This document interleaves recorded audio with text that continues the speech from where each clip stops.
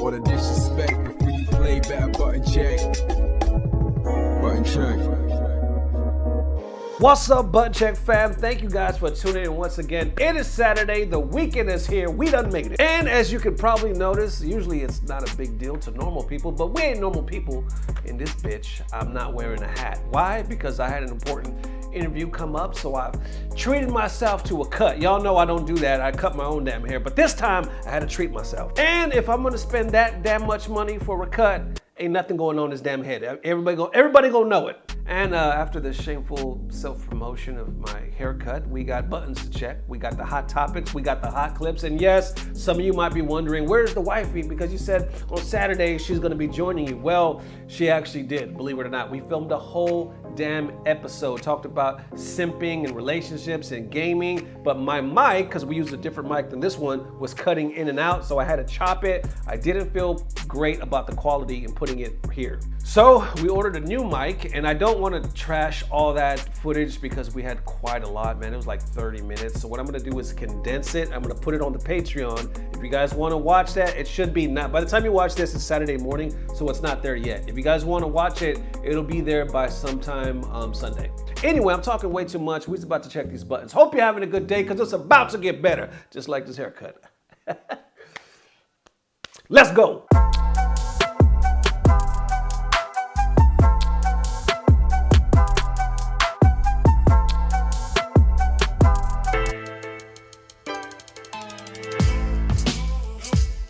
Year 3 of Hit the Streets, and we are bringing the hot. We have got Tekken and Street Fighter action for you.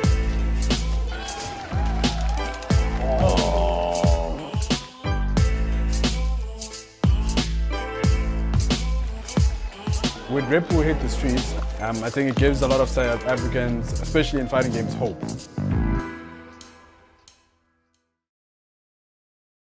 All right, now onto the first set of buttons, these set of buttons that need to be checked. This one pops off right here with Uncle Valle, AKA Mr. Street Fighter. Right here, he posted this just the other day saying, is Rivalries still alive in the FGC? Or is everyone friends / too scared to say anything these days? Then Noon, or Super Noon, kind of plays around with it, calling Sonic Fox a bot. They just kind of, troll each other or whatever. Other people are saying, well, probably it's because of cancel culture. Like, yo, it's so rampant, I'm sure that people are too worried of having their entire lives ruined for taking some shit. And Valle responds and says, well, you can still talk shit, just keep it in the game. Then others were like, well, if you think about it, do you think stuff like LTG and Viscount would fly in today's culture? But some come from a different point of view right here, saying that shit should have never have been allowed to escalate in the first place. LTG is a total psychopath. Broly Legs adds to it as well right here, saying people are way too scared to get exposed, especially in the social media era. So it brings up a good point. Like, there's a couple points made so far, like one, Valle talking about where are all the good rivals? I miss those. Like,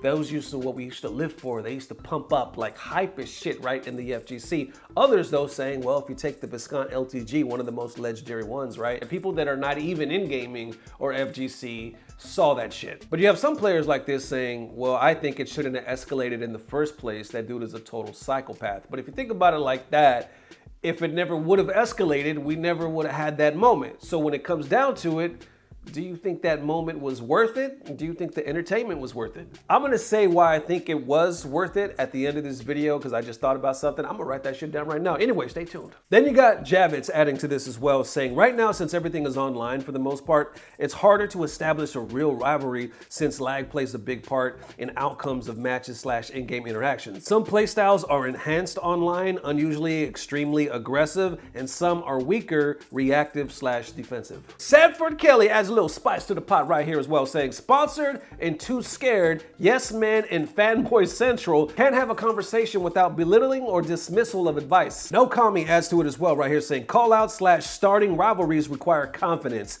Maybe people just don't think they'll win. With the amount of arguing / complaining / discourse over fighting games, it's surprising that people don't call out people they dislike / disagree with rather than infinitely tweeting. That is a good point, right? Because on one hand, you say things are more online, more than ever.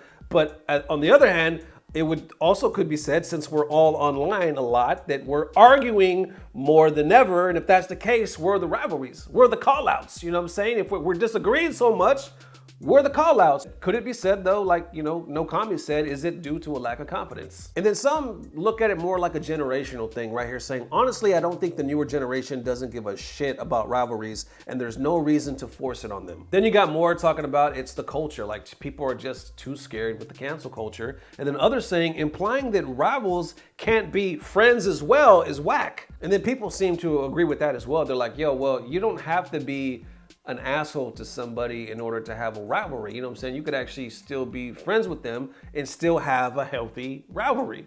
But then maybe one could argue saying, yeah, you can do that, but it's just not the same. Then others are like, yo, well, a lot of the fear comes from the fact that most people don't know how to play heel without being an absolute degenerate nobody wants to be around, and blame it on cancel culture instead. Seriously, every wants to be diet LTG until they get treated like LTG. Then Panda Global, what is this man's name? Dr. Allen, right? He is, I believe, the co-founder and CEO of Panda Global, actually responds to this surprising tweet right here. He says, everyone replying to this tweet saying people will hurt their chances of getting signed to a team, they're wrong. As long as you do it right, it increases your chances. Talk your talk and back it up. Woo, damn.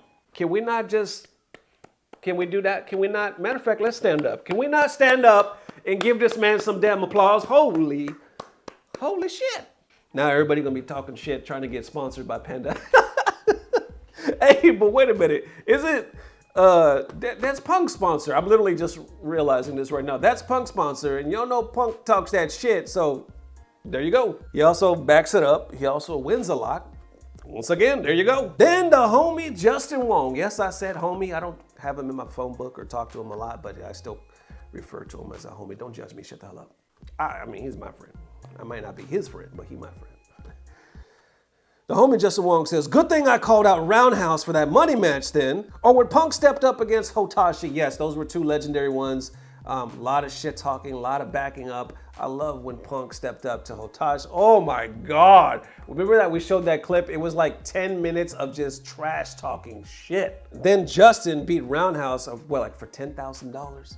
$10,000. This just happened, like a week ago or something like that?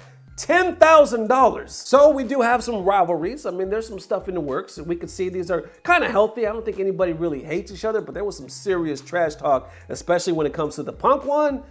It was some trash. All right, and there you have it. Let's unpack this a little bit. So you got Valle on one hand saying, where are all the good rivalries? Like the FGC was built on some good ass rivalries. Now, some off the top of the head, you got, LTG Viscount. Of course, that died a long time ago. The reason why I said why it was worth it is because that moment, when some people were talking about it, it wasn't even about Street Fighter. It wasn't about gaming or anything like that. They labeled it, I think it was like nerds. It was something like that, and I could be wrong, but it was like nerd stands up to bully or owns bully. You know what I'm saying? That's why it went so viral, because people were like, yo, this shit is godlike. It symbolized like somebody smaller standing up and dominating, owning somebody much bigger. Then in the future, fast forward, this is what I wrote down. I remember LTG talking about Tosh.0. Y'all seen that show? I believe it's on Comedy Central of Daniel Tosh. He's a really good stand-up comic. He actually reached out to them. You know how they do like the web redemptions, right? And they get two people that go viral and they make them act out like a redemption scenario, whatever. They actually wanted LTG and Viscount to redo that moment, maybe even play each other again. Viscount said no.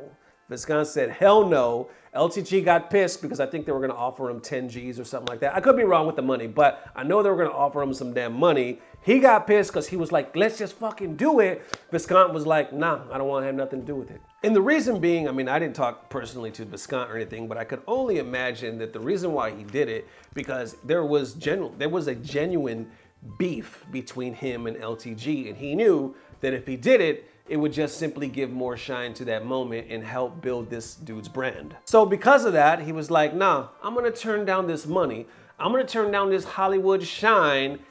Peace. That takes some fucking guts. That takes some balls. That takes some respect. You know what I'm saying? Because when somebody's offering you that kind of shine, that kind of spotlight with some money, and you turn it down, yo, props. Stick it to your guns. You keeping it real for yourself. That's what's up. Like Viscount say, what'd he say in that clip? There's gonna come a point when you forget about what happened, and you're gonna want to come back at me, and you're gonna want to wash the taste of my dick out of your mouth.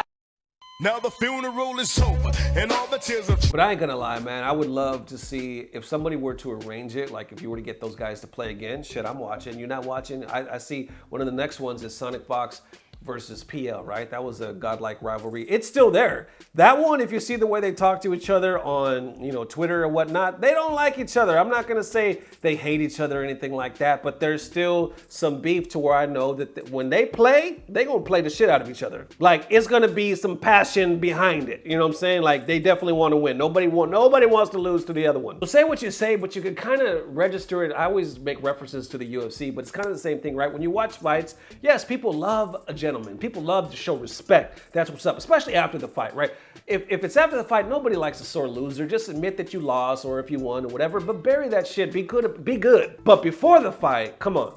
You tell me those numbers don't shoot through the fucking roof when Conor McGregor jumped the fucking bus and they threw the dolly through the window and all his goons came in and they got arrested. That's why the Khabib fight was shot through the fucking roof. After Khabib jumps the ring and they're fighting in the audience, the shit was bonkers. And because of that, the numbers through the roof. That's why now a lot of people think certain fights are staged, right? Because that's the way that people try to go. Well, you got the Jake Paul and stuff like that. People think a lot of shit is staged because like, oh, they faked that fight. You see that push, he tried to slap Canelo and all this other stuff. Some people think a lot of those antics are fake because they're just trying to sell the fight. Because at the end of the day, promotion and marketing, people know that sells tickets. There it is, ladies and gents. Definitely let me know how you feeling. At the end of the day, do you think the FGC needs some good old rivalries? Do you think the reason why we don't see it anymore is because, like a lot of people are saying, they're just afraid it's the cancel culture, or it's just a new generation thing where the generation just simply doesn't give a shit about rivalries. So there it is, one more again. Definitely let me know how you feeling. I'm gonna try to chop up that other footage of that clip you saw from me and the missus. I'll put it on the Patreon if you guys want to see it. It'll be there by Sunday. Otherwise, I'll put the link in the description field on Monday if you still want to check it out. Thank you guys for all the amazing love. We'll see you soon. UFC fights are happening tonight. Nick Diaz throwing down Robbie Lawler, Volkanovski, Ortega. It's going down. John Jones just got fucking arrested. Are you fucking kidding me? He was just got into the Hall of Fame. Next morning, he's arrested. Shit's crazy. Anyway, we'll see y'all soon. Love you forever. If not tomorrow, definitely the next day. Peace. Blah, blah, blah. Subscribe.